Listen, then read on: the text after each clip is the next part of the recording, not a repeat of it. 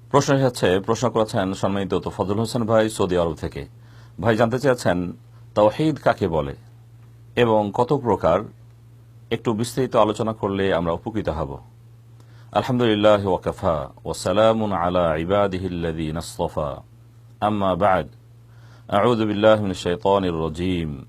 ওয়ালাকাদ বা'আসনা ফি কুল্লি উম্মাতির রাসূলা আন ই'বুদুল্লাহ ওয়াজতানিবুত তাগুত।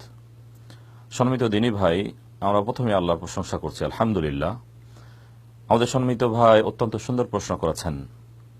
তাওহীদ শব্দের অর্থ হল একত্ববাদ, আল্লাহকে একক করা, একক জানা, একক মানা।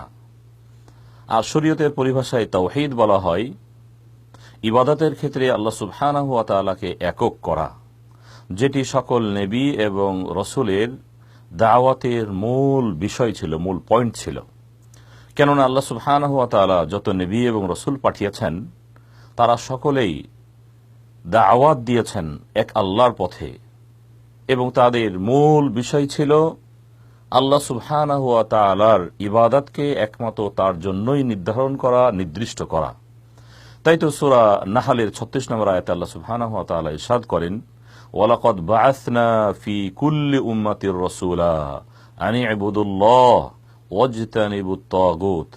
আমি প্রতিটি উম্মতের কাছে, প্রতিটি জাতির কাছে নবী এবং রাসূল পাঠিয়েছি, এবং তাদের দাওয়াত ছিল আন ই'বুদুল্লাহ, তোমরা এক আল্লাহর ইবাদত করো, উপাসনা করো।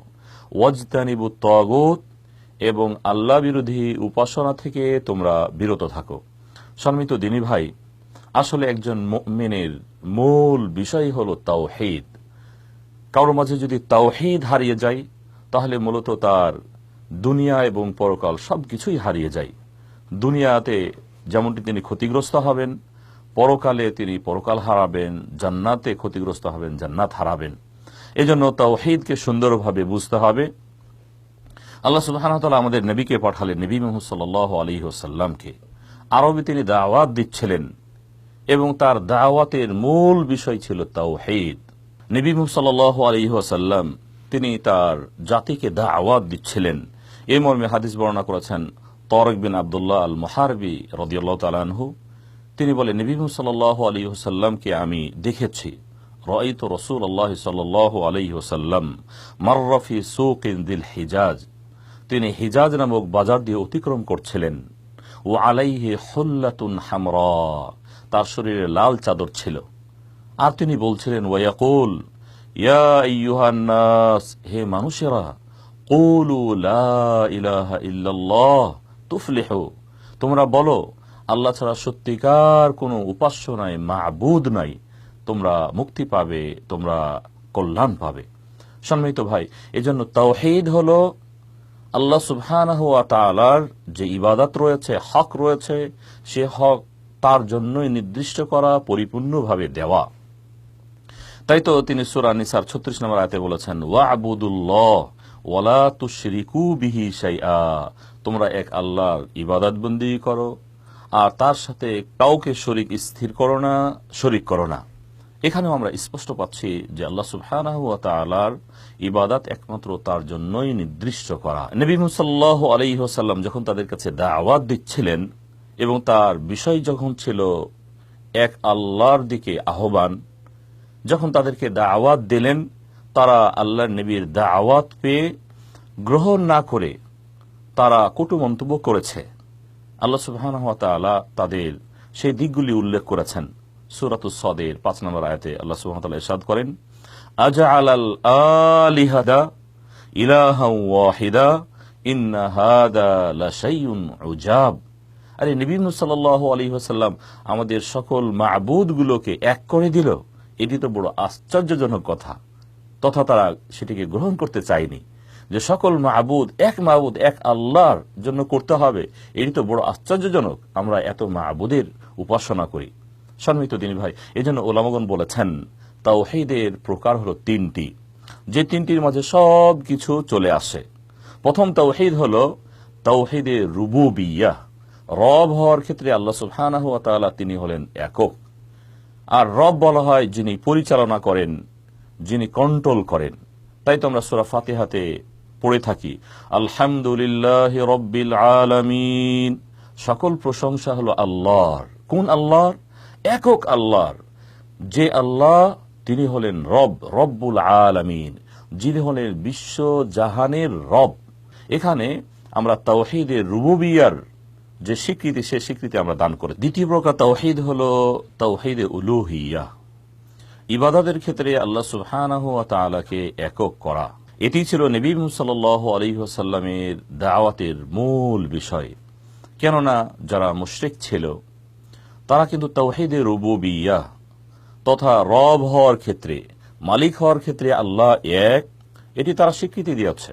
আল্লাহ সুবহানাহু ওয়া তাআলা তাদের উদ্ধৃতি তিনি কোরআন মাজিদে দিয়েছেন, ওয়ালা ইন সাআলতাহুম মান খালাকাস সামাওয়াতি ওয়াল আরদ লা ইয়াকুলুন্নাল্লাহ, যেটি সূরা লুকমানের 25 নম্বর আয়াত। তাদেরকে তুমি যদি জিজ্ঞাসাবাদ করো এই সপ্ত আকাশ সপ্ত জমিন কে সৃষ্টি করেছে, তারা বলবে অবশ্যই এগুলো আল্লাহ সুবহানাহু ওয়া তাআলা তিনি এককভাবে সৃষ্টি করেছেন, তিনি একাই সৃষ্টি করেছেন। এই ক্ষেত্রে তারা স্বীকৃতি দিচ্ছে তাওহীদে রুবুবিয়ার, পক্ষান্তরে তারা তাওহীদে উলুহিয়া তথা আল্লাহ সুবহানাহু ওয়া তাআলার জন্যই সকল ইবাদত, এই স্বীকৃতি তারা দিতে পারছে না।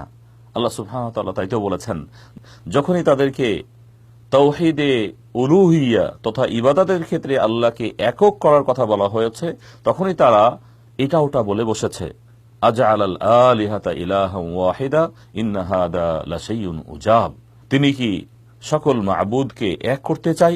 এটি বড় আশ্চর্যজনক কথা। সম্মানিত দিনী ভাই, এজন্য ইবাদতের ক্ষেত্রে আল্লাহ সুবহানাহু ওয়া তাআলাকে একক করতে হবে, একক জানতে হবে, একক মানতে হবে। তৃতীয় প্রকার তাওহীদ হলো তাওহীদে আসমা উস সিফাত, আল্লাহর নাম এবং গুণাবলী।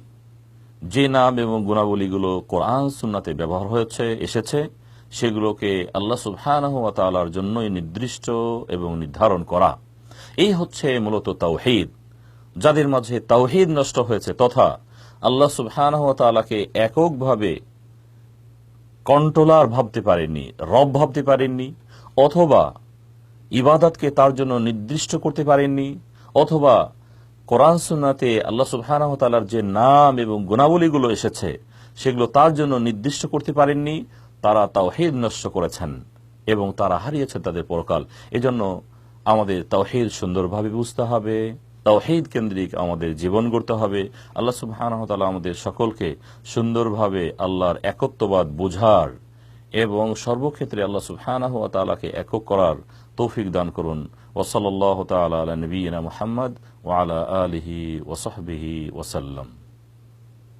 إن أريد إلا الإصلاح ما استطعت وما توفيقي إلا بالله عليه توكلت وإليه أنيب.